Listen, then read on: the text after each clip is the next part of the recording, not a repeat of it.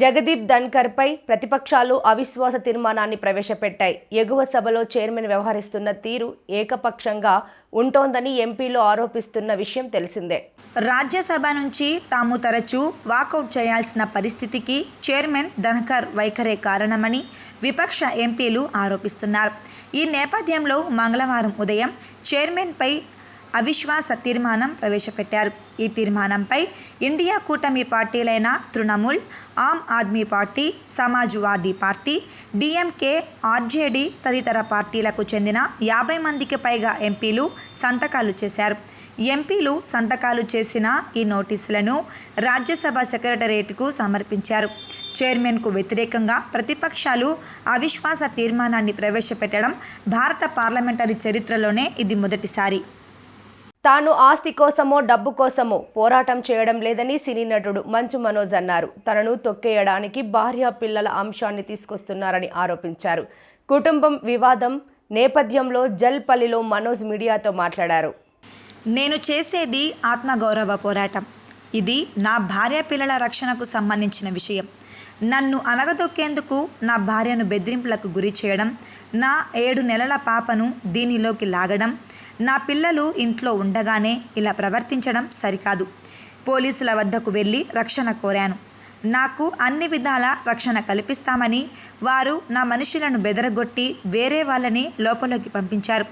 నా మనుషులను ఇక్కడి నుంచి పంపించే అధికారం పోలీసుకు ఎక్కడిది? ఫిర్యాదు తీసుకున్న తర్వాత ఏకపక్షంగా ఎందుకు వ్యవహరిస్తున్నారు? నాకు మద్దతు కోసం ప్రపంచంలోని అందరినీ కలుస్తా అని మనోజ్ వ్యాఖ్యానించారు. నేను ఆస్తి కోసమో డబ్బు కోసమో ఈ పోరాటం చేయట్లేదు. ఎందుకంటే ఇది పోరాటం కూడా కాదు, ఇది ఆత్మగౌరవానికి సంబంధించింది, నా భార్య పిల్లల సేఫ్టీకి సంబంధించింది. ఇది నాతో ఒక మగాడిగా నాతో డైరెక్ట్గా వచ్చి నాతో ఏం చేసినా పర్వాలేదు.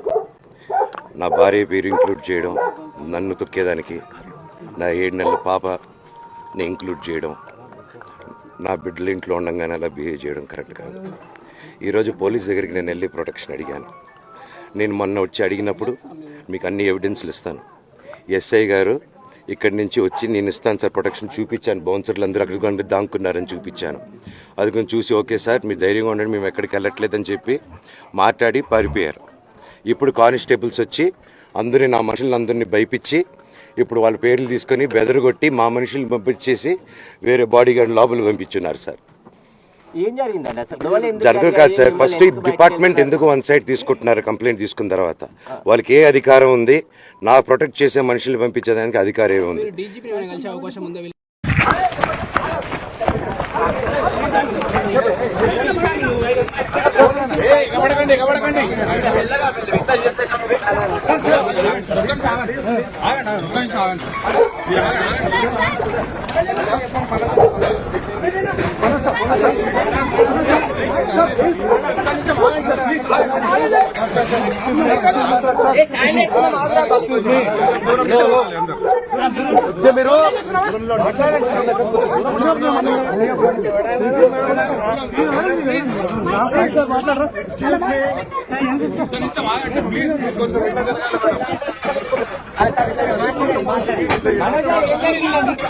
చెప్పండి,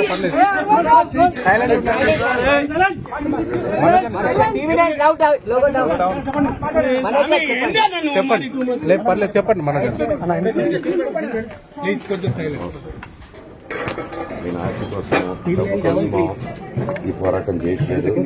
ఎందుకంటే ఈ పోరాటం కూడా కాదు, ఇది ఆత్మగౌరవం, నా భార్య పిల్లల సేఫ్టీకి సంబంధించి. ఇది నాతో ఒక మగాడిగా నాతో డైరెక్ట్గా వచ్చి నాతో ఏం చేసినా నా భార్య పేరు ఇంక్లూడ్ చేయడం, నన్ను తొక్కేదానికి, నా 7 నెలల పాపని ఇంక్లూడ్ చేయడం, నా బిడ్డల ఇంట్లో ఉండగానే అలా బిహేవ్ చేయడం కరెక్ట్. ఈరోజు పోలీస్ దగ్గరికి నేను వెళ్ళి ప్రొటెక్షన్ అడిగాను. నేను మొన్న వచ్చి అడిగినప్పుడు మీకు అన్ని ఎవిడెన్స్లు ఇస్తాను. ఎస్ఐ గారు ఇక్కడి నుంచి వచ్చి నేను ఇస్తాను